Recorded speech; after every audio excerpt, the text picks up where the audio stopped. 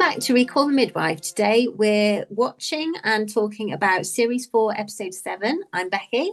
I'm Alex. I'm Jenn. A reminder that this week's episode deals with severe pediatric health issues, LGBTQ issues, illness, and discussion of death and dying.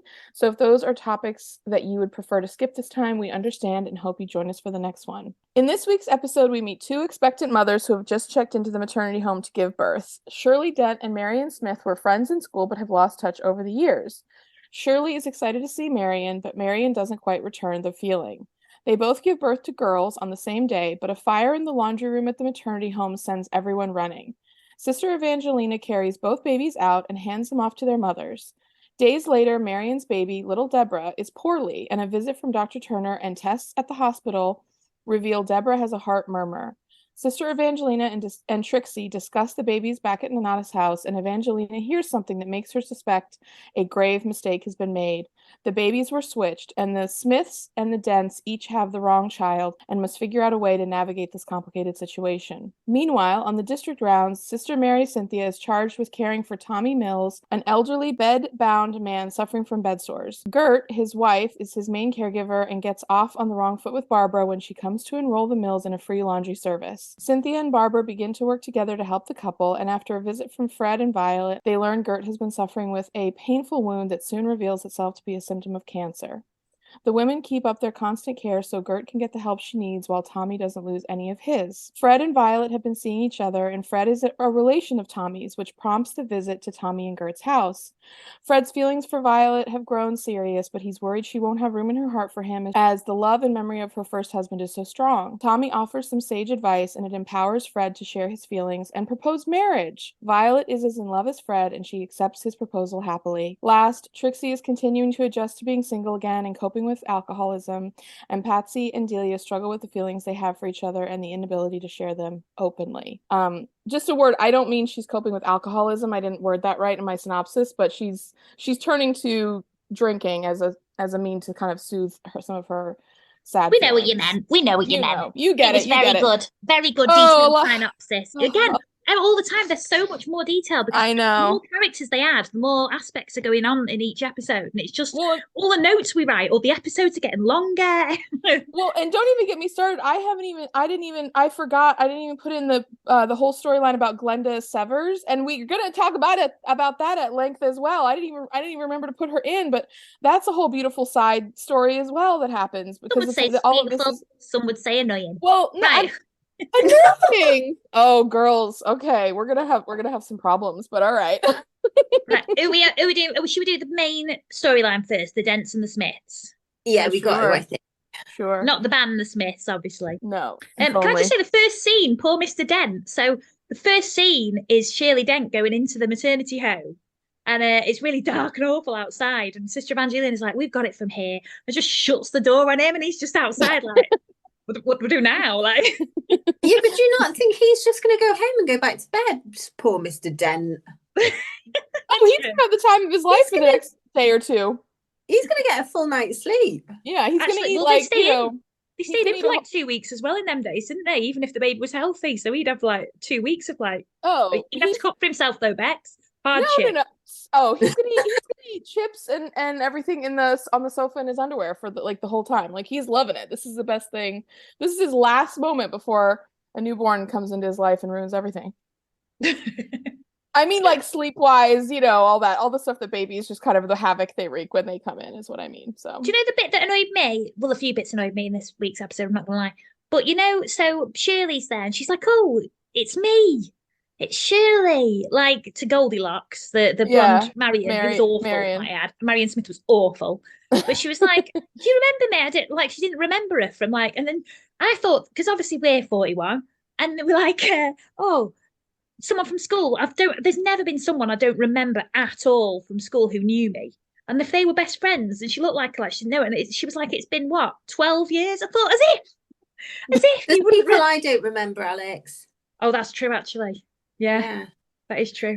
well, what I thought was Take that it they back. were like acquaintances, and we'll get there, but like at the end of their kind of storyline, it's like, oh, like they say something really touching. It's like, well, and the implication is that they were like almost like best friends. And I'm like, You didn't know she said they were best friends. yeah. And I'm like, well, so then how in the world, I think I would remember a best friend. oh, you definitely would. That's very nice of you. Very magnanimous of you. You're not that bad, Max. If you didn't remember a best friend from your formative years, like we would think you'd have like some traumatic brain injury or something like Well, that. from 12 years ago, that's after we all met, kids. When she calls it, because Marion Smith's maiden name is Gold, and she's blonde, so she calls her Goldilocks. And I kind of feel like it's one of those things where Shirley means it as kind of a term of endearment, but maybe I don't think Marion felt the same. Yeah, she might have felt annoyed she about might not have, but that's actually a nice nickname, all things considered. Considering she's such a cow, yeah. The thing is, they really made her like so plain in it. Like, Shirley looks like she's kind of done up the whole time, and Marion often looks really tired and like kind of, I don't know. Yeah, but they're showing the illness. Bless Shirley, she sent a Christmas card every year. I know. Well, for the 12 years, which, let's be honest, that's not that many. Yeah. I'm just really angry after she didn't know her after 12 years. Well, you know what really irritated me? So just to give some context. So okay, so she sees her in the maternity home. She's like, "Oh, this would be so nice. We're gonna be next to each other and having our babies at the same time." And Shirley is just kind of like, "Oh, okay, I guess, yeah, whatever." And then they both have their babies, okay. And then like all the stuff. Both little girls, and like we will discuss the switching more or whatever. But anyways, after the babies have been returned to them, Sister Evangelina says like, oh, because of the fire and everything, we're gonna have you guys go home, and then we'll care for you like at home, So just watch for us to come and like visit and everything. And then Shirley, like now both husbands have come to pick up their wives and everything. And so Shirley says to Marion, she's like, oh, well, like now that we've reconnected, like it'd be really great. We can keep in touch and everything. Like maybe just, have, get together for a phone call once in a while, just have a chat about being a new mom and everything. And Shirley's like, yeah, I don't know. I don't really think so or whatever. We're moving. There's no point. She's like, well, even more, like now we can, like even more's the point. Like we can be together.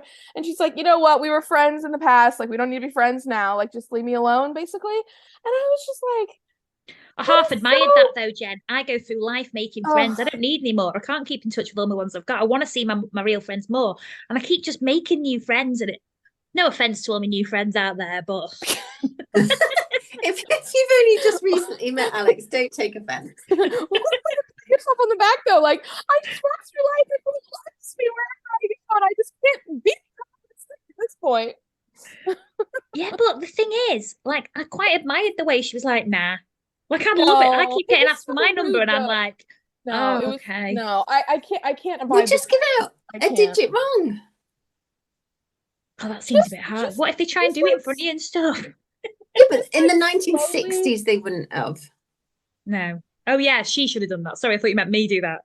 But also, just be polite and say, like, yeah, that'd be lovely, with no intention of doing it. I do that sometimes. Yeah. Well, the thing is, it's 1960. There's no technology. There's no nothing. Like people, I mean, literally, they live like 4 blocks away, and they lost touch in the last decade. Like, if she goes to Baslingdon or wherever they're moving to, she can just lose touch so easily without hurting anyone's feelings. Yeah, but they only lost touch because Goldilocks wanted them to, because she's been sending cards to her mum's house. I don't know. To be honest, I think Shirley's too good for Marion. Same. Even though Marion thinks she's too good for Shirley. But also, the irony.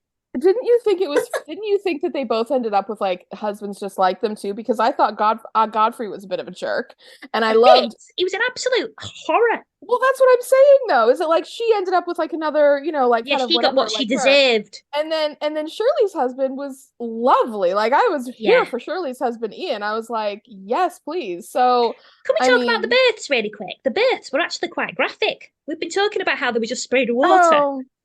They've saved all the gore for these births. It was quite a gory episode, I thought, with all the sores that were going on as well. I thought the gore was with the elderly couple, not the babies. I didn't think the babies were pretty bloody, considering there's literally been babies sprayed with water before. But anyway, so they have the babies right like back to back, like within, it seems like, hours of each other. And Trixie and Sister Evangelina are doing like all of the usual like brand new baby, get everything organized or whatever. And then just as they have the baby side by side on this table with like identical blankets, identical everything.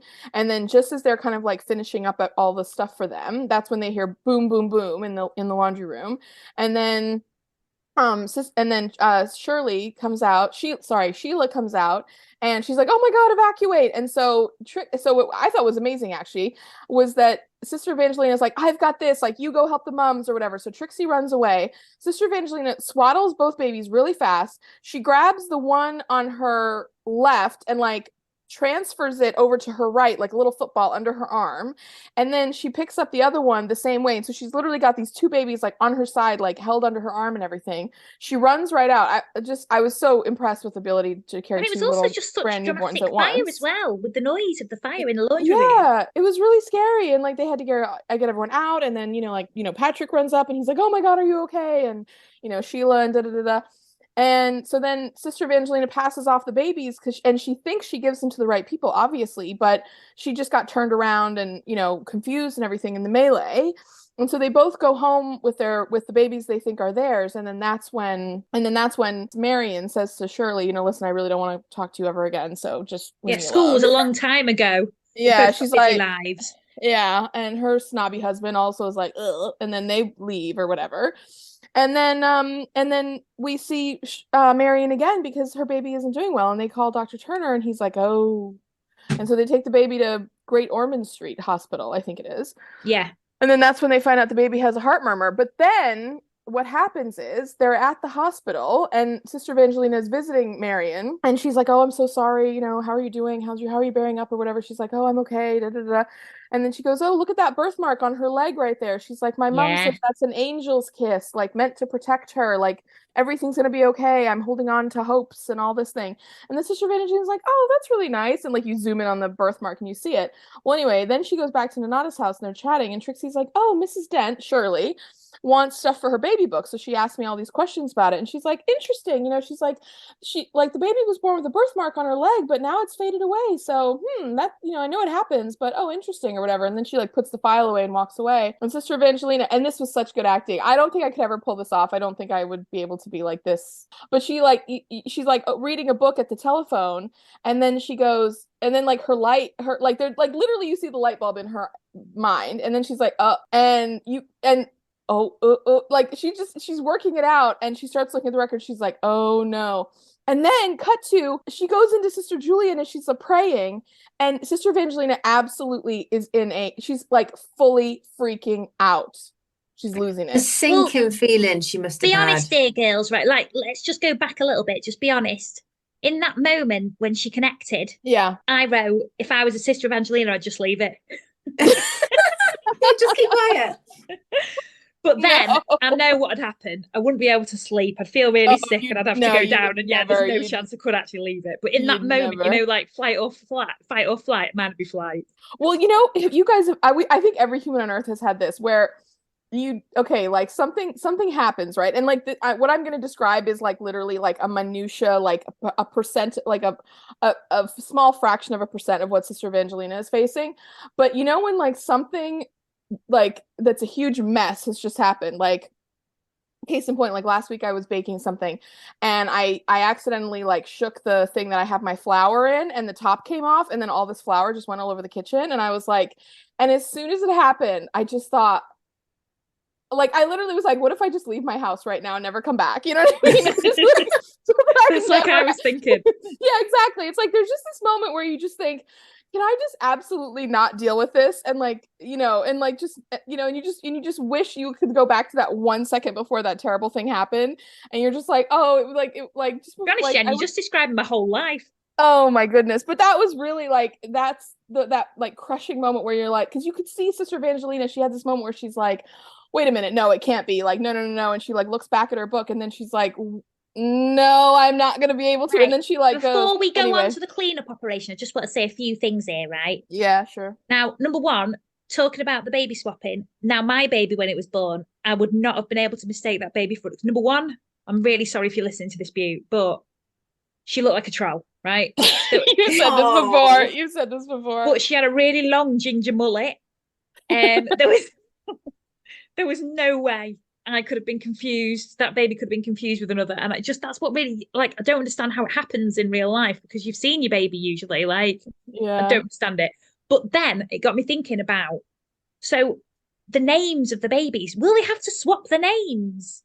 I thought that. I wondered about that. If Deborah And was would going to you become prefer Jackie. a Debbie, a Deborah, or a Jackie? I'd Ooh. want a Jackie, 100%. I think I Yeah, like because I'd call her Jack. Yeah. I think I'd go for Deborah over Jackie. I don't Oh, really love the name. really? I don't really love the name Jackie. Well, I If it don't was love it, Apologies but... to any Deborahs or Jackies listening. Yeah, true. Well, let's be fair, Well, we're not slagging off the names. Jen, no, are you no, slagging off? they're both no, I'm not talking out. I just for me, Jackie isn't as pretty of a name as Deborah. I just don't. Oh, see, That's I just think the other way around. well. Jaquetta, you know. Pretty name costs nothing. The other thing I wanted to say, you know, Goldilocks, when the doctor was breaking the news about their daughter's heart problem. Yeah. He was like, the heart, it's her soul, isn't it? Her nature. How will she be complete? How will she love if it's opened up and changed in any way? And Goldilocks, that's not how biology works. Like, just really annoyed me, that scene. Well, that was one of our deleted scenes. I'm glad I didn't see it because that would really irritate me saying something like that. Really irritated me, hence why I literally rewound it like 3 times to watch it. Well, that's like saying, like, who am I if someone's like, you know, removed my appendix or whatever? Like, excuse me? Like, no, that's not how this works.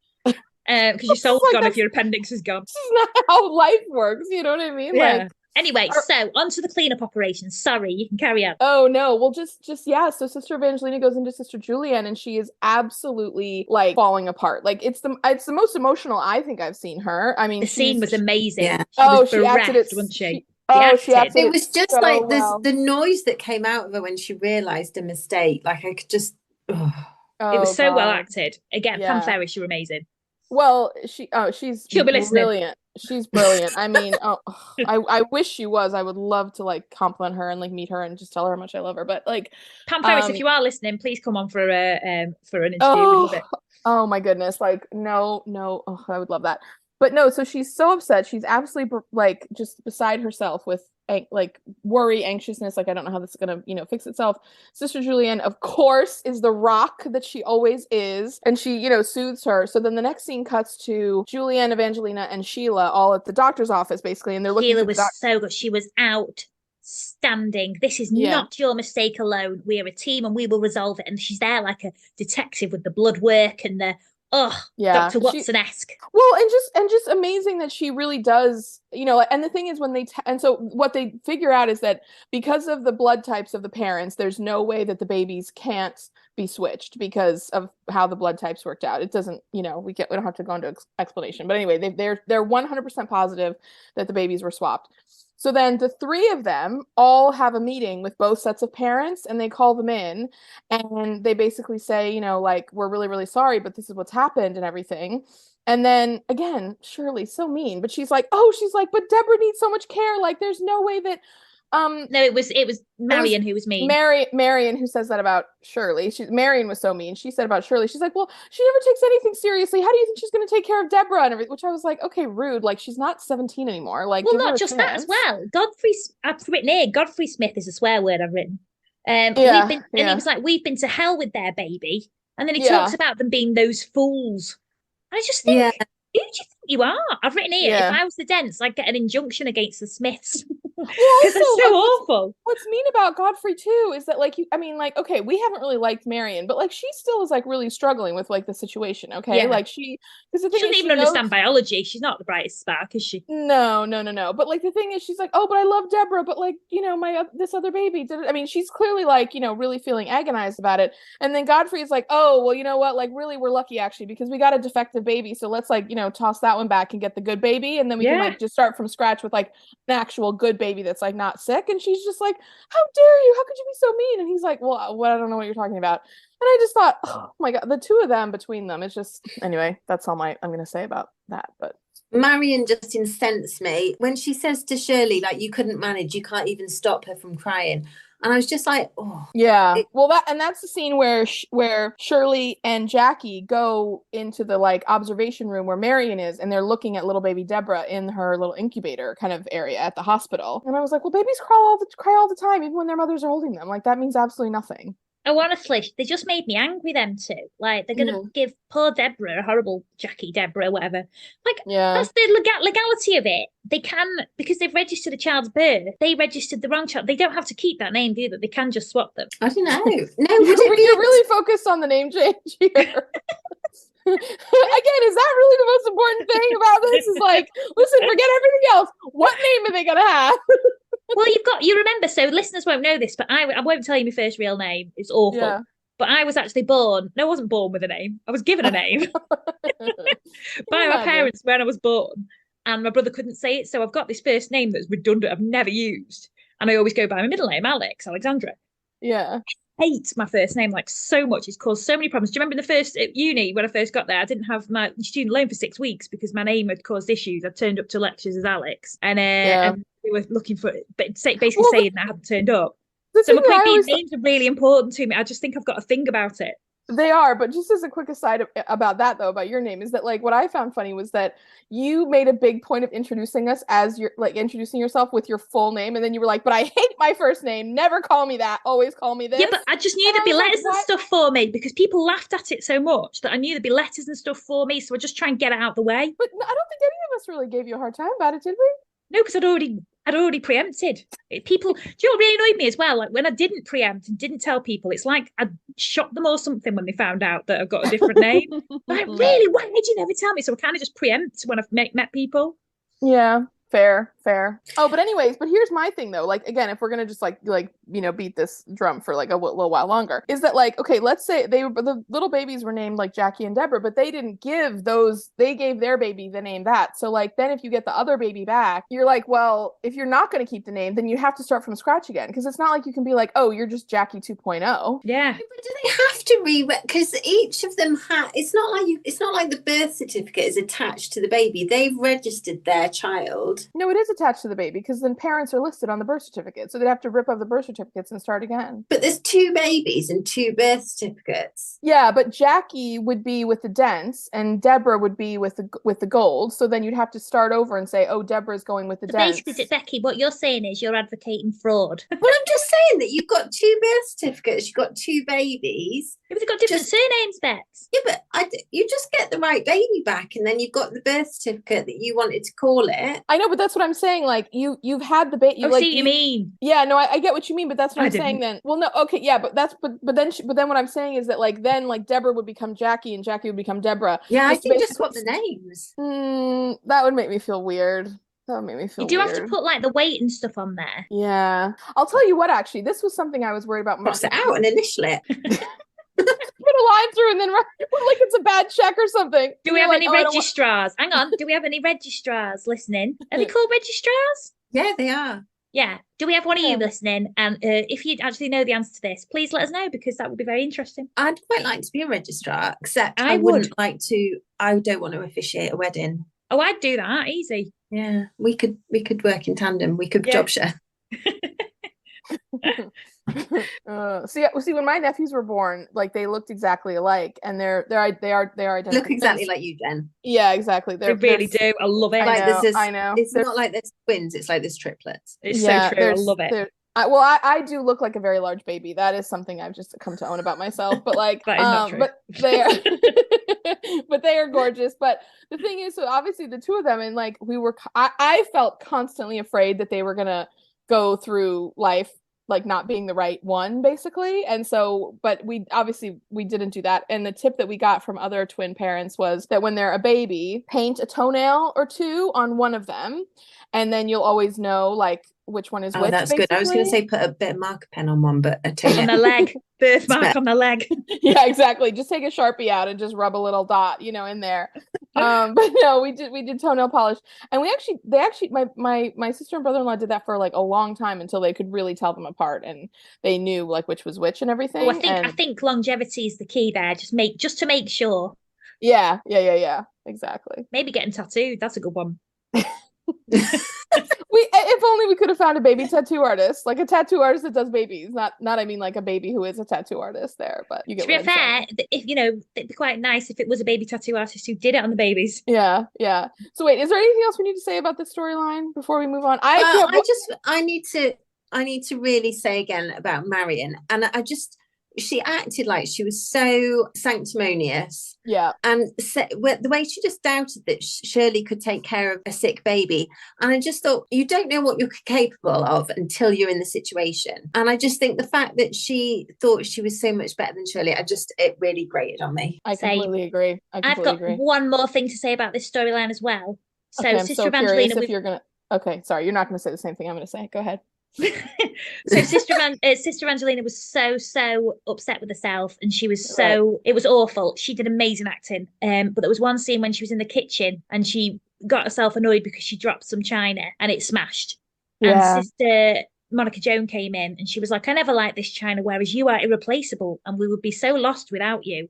And she really comforted Sister Evangelina, and it was a beautiful, again, gorgeously acted. They're all brilliant actors. But it was a gorgeous scene, and I just wanted to mention that. It is a very beautiful scene. And both of the things that you girls mentioned are like really thoughtful and sensitive and touching and deep and emotional and really of like high value. And I'm going to really take the tone way, way, way down, because to me, the elephant in the room with the storyline is that it made me absolutely think of the movie Big Business, starring Bette Midler and Lily Tomlin, about a baby switching set of twins. They get raised in the wrong households, and one are country and one are city, and then they both have to like go and like figure it all out and like re-swap themselves back together. Can I just say this is my favorite film of all time. Rose and Sadie were on my baby name list, and my husband was like, "You're not naming our baby after Bette Midler." And Lily Tomlin. That would have been an amazing namesake for your daughter, by the way. Okay. But I'm just telling you, listeners, okay, it came out in the 1980s. It is like full 80s. It's on Disney Plus. Oh, is it? Oh, I'm watching it today. Oh my God. Listeners, if you have not seen this movie, please, please, please do yourself a favor. It is a wonderful movie. It's slapstick comedy. It is like family drama. It is, like some of the best performers of our era, like just going off. I mean, talk about Bette Midler and Lily Tomlin at their peak. And like they are just the fashions. I mean, I literally could talk about it for an hour, but honestly, the fact that this storyline reminds me of that we'll do a Big Business podcast next after. Oh. It's so good. Oh, I literally cannot say enough wonderful things about it, and I'm totally in agreement with Alex. It is one of my favorite movies of my life, and like truly just a gift that was given to all of us. And like, please revisit it if you haven't seen it. That's all. I just couldn't let this storyline go by without mentioning it, because it absolutely made me think of it, and I was like, oh, what a joy. Mwah. So, which storyline are we doing now? We're doing Fred and Violet or Tommy and Gert Mills? Let's do Tommy and Gert, and then talk about Fred and Violet, because Tommy and Gert kind of lead into Fred and Violet, I think. Okay. Right, so they're both really big actors over here, Jen. I know. Well, I don't know Tommy, but I know Gert, because she was Mrs. B in the Benedict Cumberbatch, Martin, what's his face, Sherlock show. Right, Jen, you're Jen Bex. How do you remember Una Stubbs originally? From the Cliff Richard film. Oh no, not at all. But that was a good one. No, I thought Aunt Sally from Wurzel Gummidge. Oh yeah. Oh wow! So we all know her from different things before this. Yeah, but she's massive over here. But David Ryle is also a really big actor over here. He's been in every single. But Tommy this was he was in Harry Potter. Who was he in Harry Potter? Who was he in Harry Potter? He was the old man in the tent at the wedding when they're talking about stuff. But he's been in loads of stuff with all the collars. Yes, like all the 8,000 collars on his thing. Yes. My goodness! So he's been in every single sitcom that's ever lived. Like, he's big over here. But do you know this is the last thing he ever did? Oh, he passed away? Yeah. Oh my God, I loved him. Actually, it did have a tribute at the end. Oh, that was him? Yeah. So that must have been him. Oh, I loved him. Oh, I just loved his face. He had those like really huge, like really pillowy eye bags, and he had those like cheeks that just kept on going. That's a compliment, I think. No, it was. He was so cute. The thing is, I really do mean it as a compliment, because there's a scene at the very end of their storyline where Gert is coming in after her surgery and everything. Also, shout out to Gert. How often do we hear the name Gert? Never. Oh, well, I was thinking, if I get a pet, I think I'm gonna have to call it Gert. Gert is a great name. Well, like Gertie, Gertrude, the whole thing. It's just so cute. But like, no. There's a scene where like she's coming in after she's had her surgery, and Cynthia's sitting there, and she's like with Tommy and everything, and he has this look on his face, and like he doesn't look exactly like it, but there was something about his face and like those cheeks and those eye bags and everything that just really reminded me of like kind of like people in my family, I want to say, like kind of on my like my paternal like grandmothers, you know, like Jen's really sold herself today. Well, no, I don't know. There's just something about the look of him that just made me think of like old family members like that that I haven't seen in a long, long time, and like just the look of like kind of my dad's side of the family and everything, because that's kind of how we age. I'm totally expecting when I'm his age, I'm gonna look exactly like that. And just have those like big Jen really is bags. giving herself really big disservice today. I don't know what's going on. I'm in a funky mood. Okay, we all know. I've got body dysmorphia today, but carry on. Yeah, really. But anyways, I don't know. There was just something so sweet about Tommy, and just like I just wanted to like just give him a big hug, and I don't know. I loved him. Oh, he was gorgeous. He was lovely. Such a cutie pie. So anyway, so the first scene is Cynthia, who again, perfection with dealing with them. So Tommy's ill in bed, and Gert's his wife, and they've been together forever. Now the relatives of Fred, are they his cousin, his dad's cousin? Tommy his dad's cousin? Something like that. I couldn't exactly remember. Yeah. Anyway, Barbara comes at the same time, and Nurse Crane is putting pressure on poor Barbara to do the laundry rounds to basically get more people. It's actually a nice thing. It is, but at the same time, as Cynthia said, they've got pride and they're all concerned about it and don't want to get charity. Yeah. And bearing in mind, NHS is still a big new thing. And so Barbara's quite clumsy there, which is unlike Barbara because she's so emotionally intelligent. I won't have bad words said against her. If I was hand washing sheets for someone who was incontinent, though, I'd leap at the chance. Oh, 100%. I'd leap at, what do you mean? I'd do it now and there's no incontinence going on. Someone said, we'll come and do your laundry for you. All right. Yeah. No worries. For free. And free of charge. Yeah, exactly. Here's a key. Let yourself in. But also, so it's true though, isn't it? Can I just tell you, this show, there are so many free things in this show, and like it just makes me laugh because the Brits really, you guys do a great job of just giving away a lot of free stuff to people. I mean, well, at least during this time period. I mean, maybe not now, but I don't know. I'm just thinking of like some more recent episodes where there was some free stuff going on, and it just makes me laugh. Well, me and Bex are constantly guzzling that rosehip oil, aren't we, Bex? Syrup, rosehip syrup, not oil. That'd be weird. It's an ancient British beauty secret, rosehip oil. Just drink it down. Anyway, if you saw me on this Zoom call, you would not think it was a beauty secret. I can tell you that for nothing. Anyway, so in the meantime, while this storyline's going on, there's some Fred and Violet action. Have you noticed about the Violet shop again? Yeah, Gert went into Violet's shop to buy some napkins, as in women's sanitary napkins. I'm guessing, were they? That's how I took it. That makes more sense. What were you thinking? Like, what do you think? Like table napkins? Yeah, I thought she was stuffing table napkins in a bra. Yeah, but would like bows and ribbon store sell sanitary napkins, or would it just be more like the napkins that you thought? Maybe sanitary napkins are similar to a table napkin. But did they have to?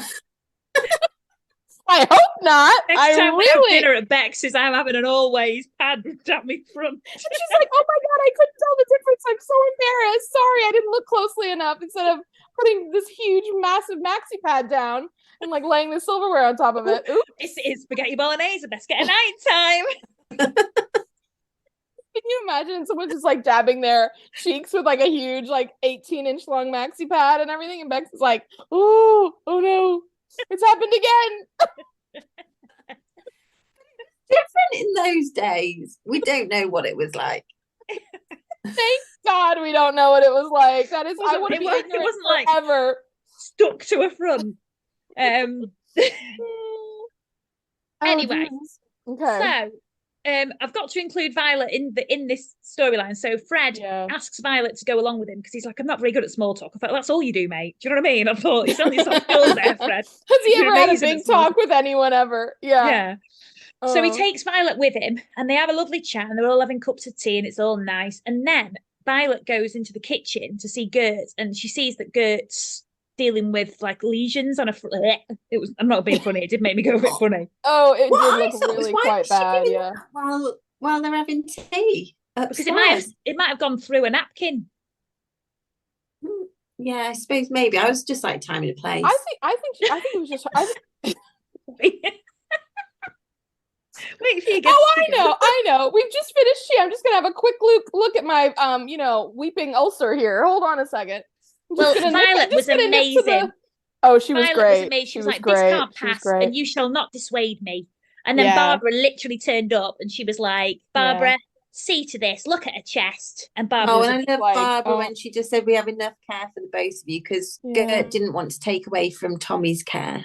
Yeah, which just shows you how new or not used to the whole system they were, because obviously before you had to pay and all that, and she was thinking that there was only a finite amount, and you know that could just be for him for that house. I just thought, oh, bless you. Well, and on a serious note, when you're a caregiver who's really committed and giving care all the time, it's very, very easy to kind of forget about yourself and to think that every resource needs to be used for the one that you're caring for. And so to me, it made complete sense that she would just be like, no, everything has to go to him. He's the one that's like, quote, important or whatever. And like, I'm like technically fine. So yeah. So yeah, I my heart just really went out to Gert over and over again, because, even at the beginning when, when they discover that ulcer and everything, she says, I can't use the dressings. Those are for him. And then, when they talk about going to the hospital, she's like, I can't even go to the hospital. And Barbara's like, no, Cynthia will be here with you and I'll go with you to the hospital. And then she has the same concern over her surgery, the recovery, the whole thing, and she just is so willing to kind of, sacrifice her own, care and health, to be in order to be there for him. And I'm just going to get there because it just absolutely sent me. So the two of them are really portrayed as like true love, soulmates, been together their whole lives, been through everything, been through the war, been through, just so many things. And they've, just like absolutely completely peas in a pod. And oh, girls, okay, my hormones are raging right now, like just as a preface to this, but like I cry every episode, so that's like really is it every week? Yeah, I was like, my hormones don't have to have anything to do with this, but like I just was feeling extra sensitive. And I started crying so quick in this episode, and then I just never stopped. But like she really had me when she was standing in the hallway with Barbara after the consultation with the doctor, and she found out she had cancer. And she says, she says to the doctor, like, how, do I have, like, how long do I have, and he said, well, without the surgery, you really don't have that long at all. But with the surgery, I think we could give you some, real quality of life and some extra time, so, he's like, you're not going to recover. You're not going to be cured of cancer, but like, we can give you, like more time and, really, you'll have a better quality of life. And then she says to Barbara privately in the hallway, she's like, I just always imagined that he would go first. I never wanted him to have to live without me. And I was going to take care of him to the end and everything. And I just don't want to go before he does. I don't ever want him to be alone.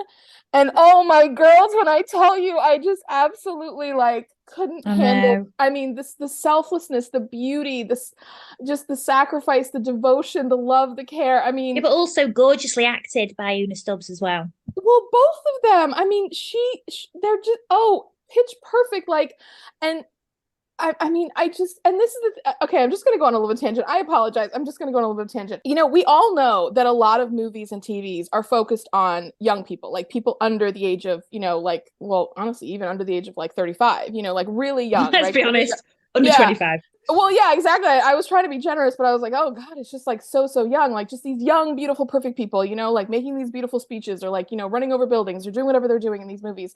But like these were two genuinely like seasoned actors who were, I don't know how old they both were at the time of the show, but like, I mean, they were really older adults. I mean, they had, significantly older. And the quality of their acting was absolutely off the charts, like 100%. But to like give an opportunity for, people to express themselves and to like have this love story and have this kind of, beautiful expression of something that can really only be in the context of that kind of a situation, like it's not going to mean the same thing if like two 30-year-olds are talking about, like the love and devotion they've had to each other over the last like, year and a half. You know what I'm saying? Like these people have literally been together for decades and they have done so much. And just the fact that they have gone through so much with each other. And that was why Tommy's advice to Fred, and we'll get there, I'm not going to spoil it, was just even more poignant because it came from this like absolute well of experience, and just like the wisdom of it was just off the charts. And I just loved seeing it, and like really seeing two older people who had the opportunity to portray that and be given that, storyline and everything. I just on a loved it. prime time show as well. Oh my gosh. I just, I mean, love at any age of life is wonderful, and no like shame on that, but I just loved seeing, two people who were older, and like they had the wrinkles, and they had the, health issues, and they had the, kind of unglamorous situation. They were just very like normal, ordinary people, like really getting, this just absolute like, spotlight, and I just loved it. Okay, I've also written a note here. Gert Yeah. Mills sounds like a tourist attraction. It does sound like something you'd do on a bank holiday, like go along to Gert Mills. True though, isn't it, Bex? It does sound. Yeah, it does. Like, and it sounds like, because we obviously both are from Cheshire originally. And did you go on a school trip to Style Mills? I did.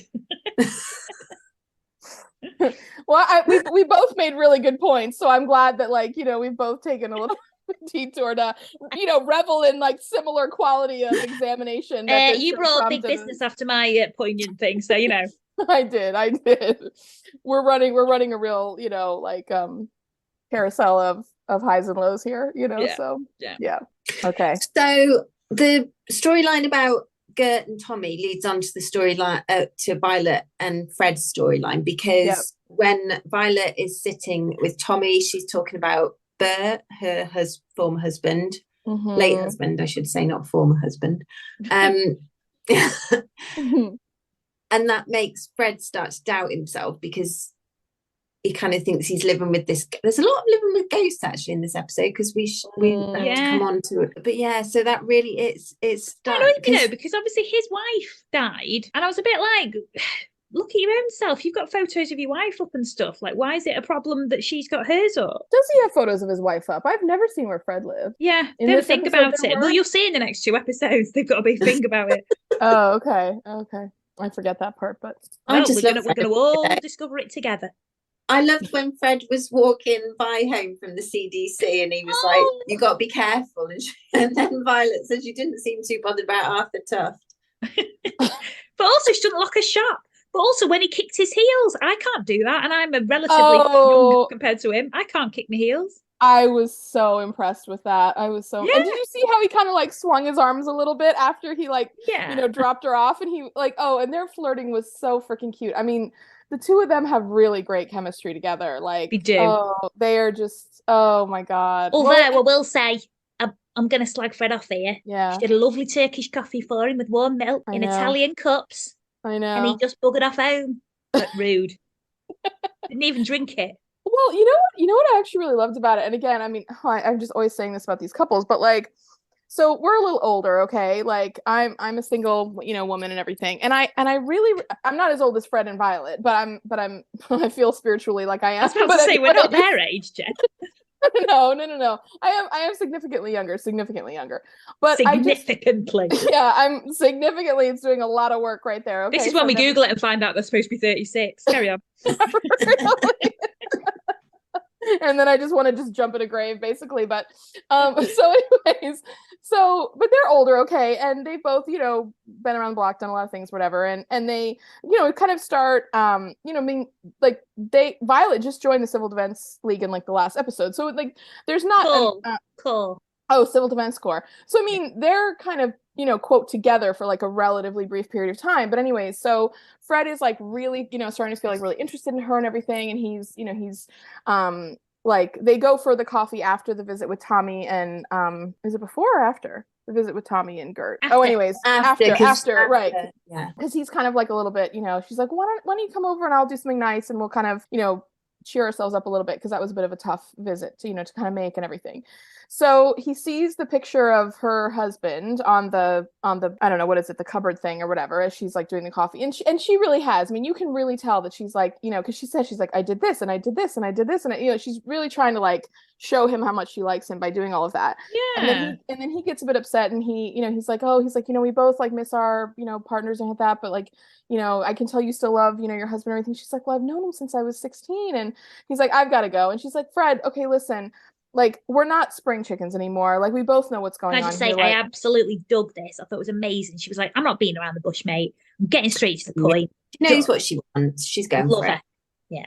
well, yeah, exactly. Well, I mean, yeah, you took the words right out of my mouth. She says that. She's like, listen, are we going to do this or are we not going to do this? Because, like, I don't really need to, like, just kind of mess around with game playing anymore. Like, I'm over that. I'm done with it. And he's like, ugh, you know, I don't know. I feel really bad about this. I got to go, whatever. So she's like, oh, fine. Okay. Well, anyway, so he walks out. And then, which I just loved, because I have thought about this myself. Like, I mean, we'll see if it can happen, but like, God willing, I'll meet someone. But if I do, I don't want to do any of that either. And I just think at a certain point in life, you do really know yourself. You don't have to, like, quote, figure it out as much, because it's like, it's either going to work or it's not. You don't have to really, like, you know, kind of go through 8,000 different life experiences with them to figure out if you're going to handle it well together. You just both know, kind of, or you know it's not, and then that's the end of the story. But anyways, so that's my little, like, soapbox on that thing. But then Fred goes to Tommy, and he's like, well, I really like, and Tommy says, you know, oh, I really love Gert, and, you know, Fred is like, yeah, you've really got a good woman there, and he's like, well, yeah, and he's like, and you do too. Vi's amazing. And he's like, yeah, she is amazing, but, you know, she still kind of has a thing for her, you know, her husband who's passed. And he says, how am I supposed to compete with someone who's perfect? And he goes, well, no one's this is Tommy now. He goes, no one's perfect, you know, like, you have to kind of let yourself be open to, you know, like, the love that comes. And, like, you know, Violet still loved, you know, her previous husband, but, like, that doesn't mean she can't love you, and that's not, you know, a wonderful opportunity for you both to be together. And it was just such good advice. And he was so, again, Tommy was just so sweet about it. And that's what gives Fred the confidence to kind of say something to her, you know, to kind of make it right, and for them to actually, like, go forward. Sorry, I'm talking so much. I'm just going to be quiet. So then he turns up to the shop, Mrs. G's shop, again for the 4th time that episode. So it's true about what you said, Bex. But he's like, oh, have you got a padlock? And she's like, yeah. Well, actually, no. Wait, no. And she's packing up. But I love this, because she's basically just giving him an ultimatum, isn't she? Yeah, but so basically, his son lives in Plymouth. She is giving him one, but not giving him one, and that's the genius of it. Yeah. So her son lives in Plymouth, and she's like, she says, there's nothing here for me now. I've decided to pack it in. My son lives in Plymouth. He's asked me to go and live with him. And he was like, what, live? To stay? And she was like, well, yeah, there's nothing here for me now. And but it's like, very no. But it's very like, give me a reason not to go, you know? Like, if you know what I'm saying? She knew what she was doing. She knew what she was doing. No. Yeah. So anyway, he gets, he's like, oh, have you got a padlock? And she's like, oh, yeah. And then he locks them in. Right now, I'd be so annoyed if I was him. Also, this is the first time her shop's been locked. I don't know, exactly. But also the fact, well, she added a bell, to be fair, when he was like, you need a bit more security. So people would know people would hear when people were nicking stuff. But the padlock, she was like, oh, I can give you a bit off that because it's not got a lock, a key. Well, what do you mean a bit off? Like, it's absolutely useless. So then he does this. She doesn't say the padlock thing until after. You missed the big part in the middle. No, exactly, yeah. But then, so he's like, I don't want you to go anywhere. I want you to stay here with me forever. I want you to marry me. And she's like, well, ask me then. He's like, well, I just have. Even though technically, I don't think he did, if I'm honest. I'm with her there still. Yeah. But his smile when she says yes is one of the most gorgeous things on TV that's ever happened. He looks so cheeky and, like, cute. It's so gorgeous. Oh, there is no one cuter than Cliff Parisi. There really isn't. And then he gives her this big kiss and a hug, and they just both look so happy. And Fred and Vi are just my favorites. I love him. God, I love him so much. But again, another love story that's not your conventional 2 young kids who are both, you know. Yeah. Size 8, blonde. And a lot of times it's kind of depicted that, like, oh, once you reach a certain point, like, that's just not going to happen for you ever again, or it's not going to happen to you at all if it hasn't happened by X age or X date or whatever like that. And it's like, no, that's absolute garbage. Like, you can find love many times in your life. You can find love at any time of your life. You know, like, that door is always open if you allow it to be open. And, like, there could be wonderful opportunities. Girls. But again, it's Call the Midwife. That's how good Call the Midwife is. Oh, I multifaceted. That's why we do podcasts on it, because it's so good. Yeah. Well, like, life just isn't for the young. You know what I mean? That's the thing that the show reinforces every single episode. It's not just about, you know, people who are, like, under a certain age. It's like life is happening to everyone until literally you draw your last breath. Like, we're all here. We're all dealing with it. We're all doing it. We all have, you know. Right, speaking of life, let's talk about Glenda. Oh, little Glenda. Oh, Glenda Severs. Yeah, I think Glenda's a little bit of a bugger, if I'm honest. She goes out of school to speak to them. She goes out of school, which is supposed to be in school, and goes into Donata's house to like give a letter to Sister Monica Joan. She thinks her mother is dead, and she's trying to get connection with her. Well, she's just. I blame her dad, don't get me wrong. But you tell the context of the story. Sister Monica Joan and Sister Winifred are preparing. So it's basically Halloween, isn't it? Yeah. And they're talking about a turnip carving and how there's going to be this parade and that you can bring the dead back. And then little Glenda shows up and says that she wants to bring her mum back. So mum's dead and she wants to see a ghost. And Sister Monica Joan basically humours her. Yeah. And Sister Winifred's like, I didn't actually hear you say no. Was it Patsy with them? We didn't actually hear you say no. Oh, yeah. Yeah, it was Patsy. I'm not explaining this right. If someone can take it, that would be great. You're doing good. What gets me with this storyline is Fred then they're talking about it back at Nana's house, and then Fred makes a comment about how Glenda's mum isn't dead and how she ran off to Liverpool. Yeah. So then Sister Winifred goes and speaks to Glenda's dad and kind of says, what does she ask? She goes to the dad and she's like, Glenda's come and said this to us. And well, then she kind of gave us like she letter. Doesn't know that his wife's run off because he explains it to her and she's like, oh. So I found that really weird, unless she didn't know. I don't know. No, I think. I think she knows that she's run off, but maybe not the full circumstance. Right, she ran off with another man. But then we find out that Glenda's dad Glenda isn't even his child. Yeah. See, that's kind of the complicated thing with the story, which I actually really liked, was that, Winifred goes and he's, and chats with him and everything. And she's like, oh, well, she brought us this letter. But at the same time, like, if she's not really gone, kind of what's the deal here, basically. And he's like, well, we were together and, she left when Glenda was like 3 months old. And he's like, I didn't even realize I could like love like a baby that wasn't mine. But like, I've wanted to take care of her ever since. And I've done a good job and everything. But like she keeps running out of school. Well, he's like, her mother is my current wife and everything. And that's the mother she knows and, everything like that. And she's like, well, I don't think she's really feeling that kind of from you as much as you might hope that she is, because this is what she's been sharing with us. And he's like, oh God, I feel really bad. So then they have the Halloween parade. Sorry, I've just taken over. I'm telling it again now. But anyways, they've had the Halloween parade. And Glenda comes up to them and she's like, oh, maybe I'll see my mom and everything. And Winifred is like, well, maybe you'll see somebody else. And then she kind of points and her dad comes to the Halloween parade and he pulls her aside. And I actually like the way that he did it, because he didn't tell her the truth, but he said, I'll talk to you more about your mom when you're older. Cause she says, the thing I really want to know is more about my mother, because I never got to know anything and you won't talk about her now. And he obviously still doesn't want to, because it's very painful. And also it's a complicated story that a child, maybe doesn't really need to hear at the moment.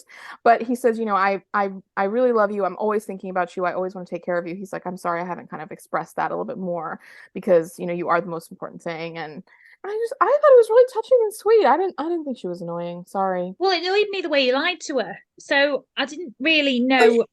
I've already thought about this. I've written that I don't think I'm right.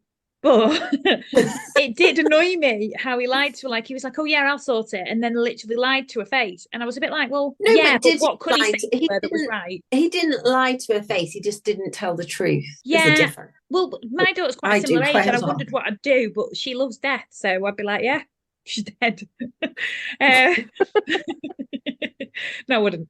But like, I don't know what I think could be best there. All I know is that Glenda annoyed me a bit. And I know Sister Monica Jones, I didn't like the way Sister Monica Joan was berated there as well. It was not like she invited. She was like, tell me all about your mother. And then she was like, oh, she didn't invite any of it. And then everyone's annoyed her. So that annoyed me a bit as well.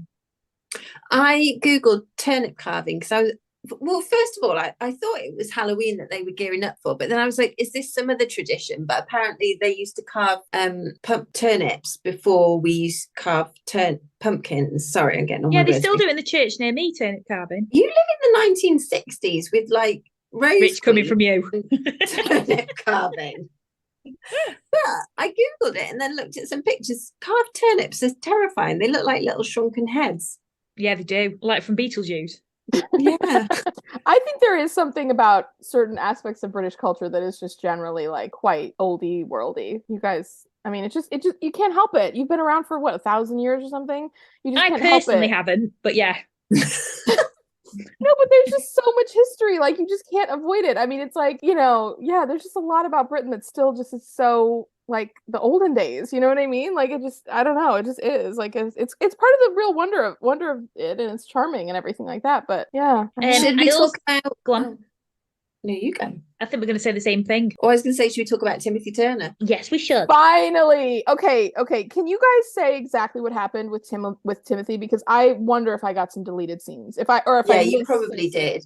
So you guys say. Tim has a pinhole camera and has been taking photos, I think, for like a school project, and he shows his dad, and then he says to his dad, imagine what I could do with a real camera.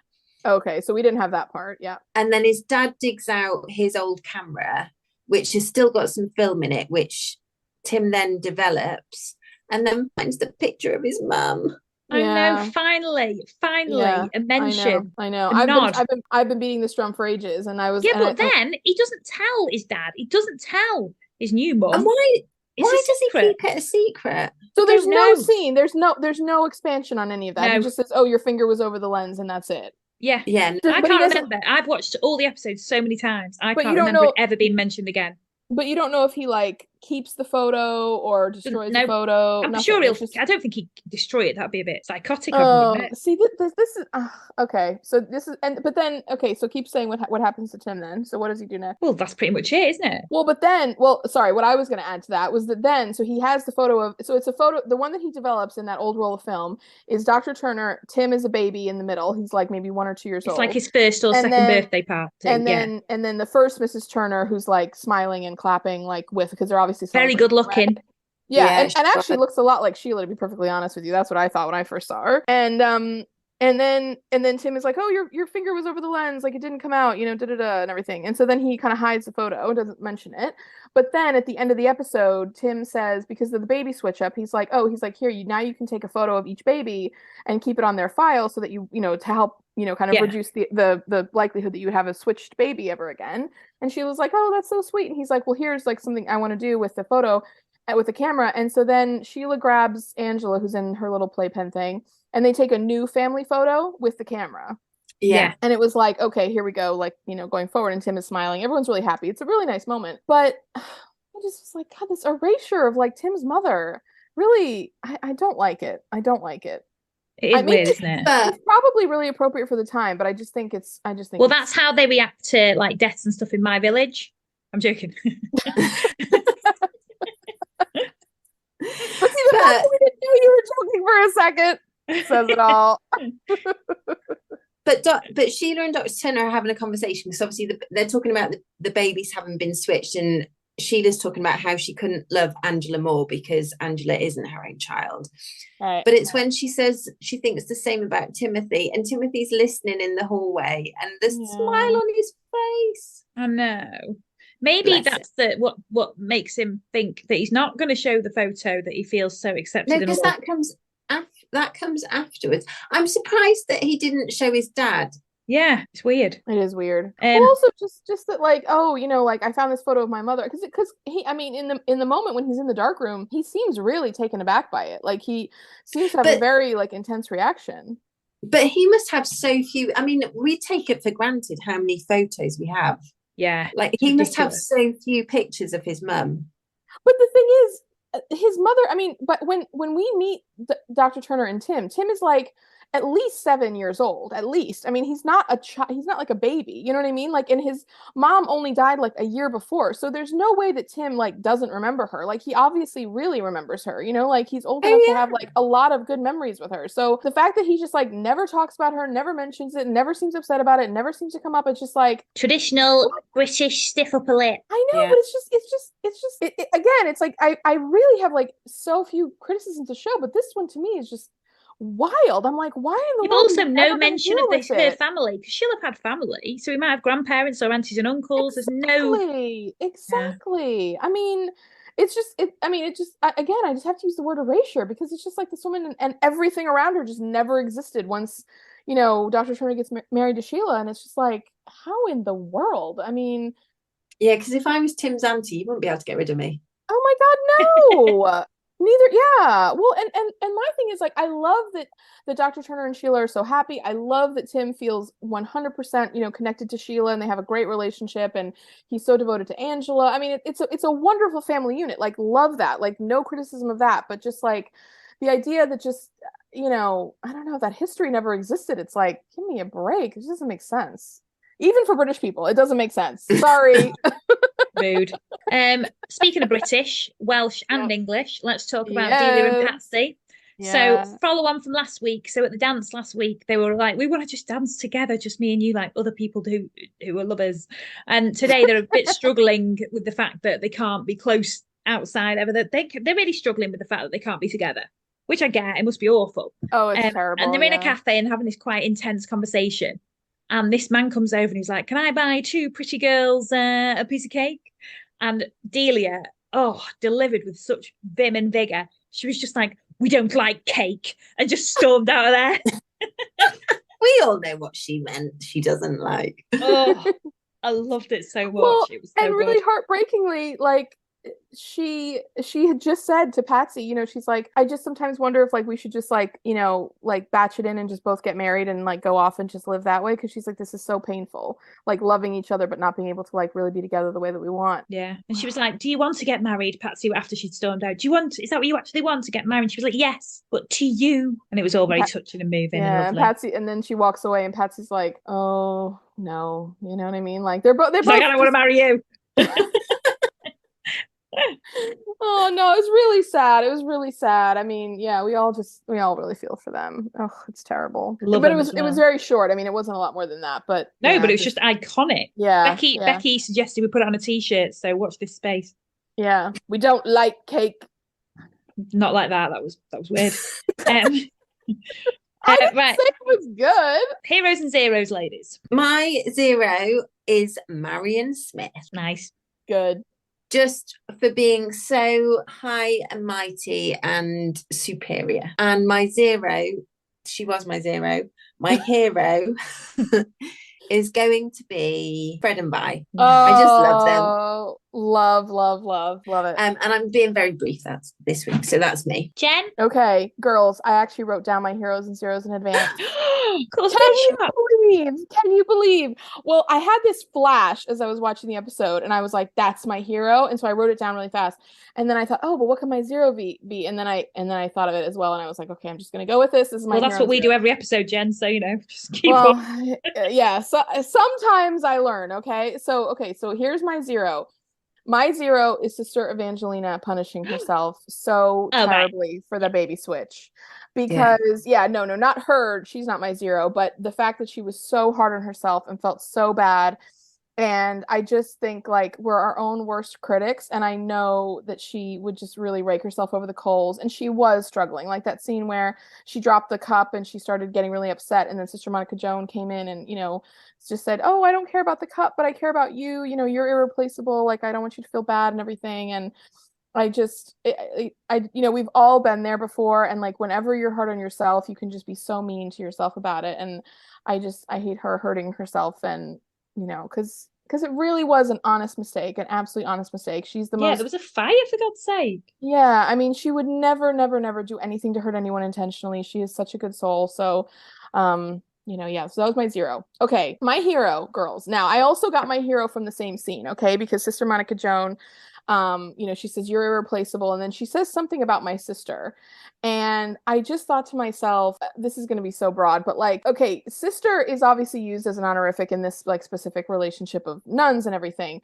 But I literally wrote, my hero is the sisterhood, because I just really love how women band together, and they band together in every episode of the show. So, I get that, but something about these women just really, really showing up for each other and being so solid and just a rock for each other and protecting each other and supporting each other and, helping each other through tough times and everything, like really like a family, really like a loving family who are just, they're with each other through the highs and lows.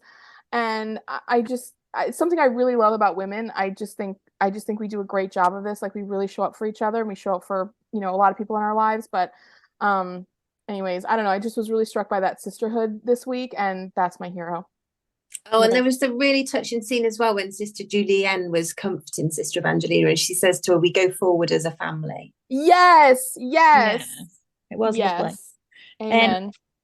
My hero this week is Sheila for being boss. She was so boss when they were dealing with the aftermath. And Sister Julienne was so lovely to Sister Evangelina, which you would expect. But Sheila was just like, don't you dare take this on yourself. It was all of us. We are a team. We're going to sort it together. And she was there like with the bloods, making sure, just straight into action. She was amazing. My zero is the same as Becky's, but more Godfrey Smith. Marion as well, but more Godfrey Smith. The fact that he was basically like, oh, Brill, we can just swap babies now, like with no bonding or anything. Didn't care. He was just like, that's their faulty baby back. Those fools can have that faulty baby and we'll have the nice brand new one. Done. He did not care. He was awful. And she's in for a really horrible life with Godfrey Smith. Good, because I don't like her either, but you know what I mean. They're not ruining two households. No. Right. My only hope with the two of them is that they did actually, this situation with the baby switching and everything did kind of bring them back together, and then maybe Marion was able to kind of get better and soften up a bit and, you know, get a little bit. Still got a miserable life with Godfrey. Well, that's true. Now, also, I've got a message from one of our listeners. I always want to say readers, like I'm a magazine or something. Wait, you done a hero? Yeah, Sheila was the hero for being so boss and taking charge. Sheila was the hero. Oh, yes. Nicest listeners, isn't it? You know, one of our fellow podcasters in listening. Becky always just drops out for a few minutes each episode where she just kind of zones into her own little world. I don't have to speak here. So one of our listeners has messaged in. Now, June Boyle has already corrected us on something else. She's like our autocorrect here. I love it. That's what we need. So, you know, when you two were talking about the actress who played Susan Robbins last week, when you were talking about the fact that last week, but when you were talking about she was in Pride and Prejudice. Pride and Prejudice, yeah. Like, you know, that Pride and Prejudice episode. Yeah. She was saying the actress who played Susan was a leading character in Lark Rise to Candleford. Her character was the wife of Brendan Coyle's character. I watched Lark Rise to Candleford. I think you'd like it, Jen. Oh, I've never even heard of it. I didn't even know that show. So I'll have to check it out. Victoria Wood was in it as well, wasn't she? I've spoken about her before in this. Who's Victoria Wood? Was she in Lark Rise to Candleford? Oh, look at me saying this now. Lark Rise to Candleford. We're Googling this live. Ooh. Yeah. Edgy seat stuff, this, isn't it? Our live Googles are legendary. Oh, hang on. Am I thinking of the right? Oh, maybe I'm thinking Sarah Lancashire. I'm sure it was her in it. I don't think Sarah Lancashire's in it either. She is. I'm looking at IMDb right now. Sarah Lancashire's right big in it. Right big in it. She's right big in it. That's the one from Happy Valley. Yeah. Sarah Lancashire. Well, who else did you say was in it though? Victoria Wood. I'm just Googling Linda Bassett. Linda Bassett was in it. She's Nurse Crane. She was Queenie Tyrrell something. No, she did Lark Pies to Cranchesterford parody. No, Sarah Lancashire is the narrator. That's why I didn't realise she was in it. Wait, did you say Brendan Coyle? Yeah. He was from Downton Abbey. Yeah. Right. Okay. Now I'm looking at the whole cast here in this. Oh, I know that guy too. God, I had a lot of good people in it. Oh, that guy too. Ooh. This is great, promise. Sorry, do you guys know this guy? Oliver. Well, I can't see him. You need to just give us his name. What's his name? Hang on. Yeah. Oliver Jackson Cohen. He's been in something I've seen recently. Oh, he was in that movie. Okay. Oh, he was in that movie too. Sorry. I love the way you're giving us real details here. He's in that. Okay. Oh, this man. Yeah, no, okay, so he was in that What's Your Number movie that came out in 2011 with Anna Faris and Chris Evans, where she tries not to have sex with more than a certain number of people because she's been slut-shamed, okay? And then there's another one where he's in Going the Distance with Drew Barrymore and Justin Long, where they're like a long-distance couple. I don't know who he plays in it, but he's in that movie. I've looked at his photo, I don't recognise him. This looks like that's Dwayne "The Rock" Johnson. I thought that was Jason Statham, but no, different person. Anyway, it does not matter. Get back on track. I know. Wait, why do we even start talking about this? Because I said about someone in Lark Rise. Because June messaged in, one of our listeners. Oh. And also another one of our listeners off Twitter, who we gave her a shout out the other week, but we're going to give her another one, Amy Kelland. She says she wants a T-shirt with "Put it in the drawer, Sheila" on it. So wait a minute. Wait a minute. I love June, okay, but why did June tell us that about Lark Rise to Candleford? What was? Because you two were going on about the Pride and Prejudice. Susan Robbins. Robbins. Oh, but who? So Susan Robbins is in Lark Rise to Candleford. She's apparently a main character in it. Oh, I don't see her listed on here, but that doesn't mean anything. I'm not correct. Oh, no, that's not her either. No, she was a main character in it. Oh, okay.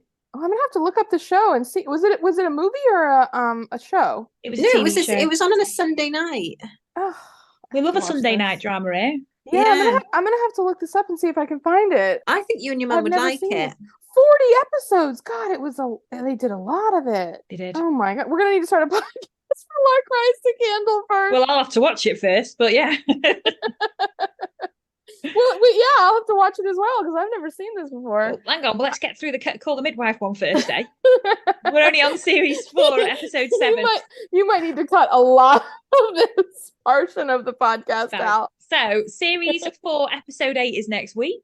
Yeah. Is that the Christmas? That's not the Christmas special. No, I thought it was the Christmas special next week, but it's not. It's episode 8, and then we've got a Christmas special. Okay, gotcha. So thank you so much for listening if you've listened this far. God bless you. Sorry guys, there was just so much going on this episode. Next week we'll try to be more brief. I don't think that's going to happen, but next week I was about to say it's never going to get more brief. If anything, we're just going to be 3 hours long. Thank you so much for listening. Remember to subscribe, like us, follow us on YouTube, Twitter, Instagram, Facebook. Listen to some adverts. Yes. Yeah. Leave review. Listen to some adverts. Bring Jenn over. Hashtag bring Jenn over. Hashtag Justice for Jane. Justice for Jenn. Complin for recall. I still can't come up with a good thing. Anyway, thank you so much for listening, and we'll see you next week. Bye.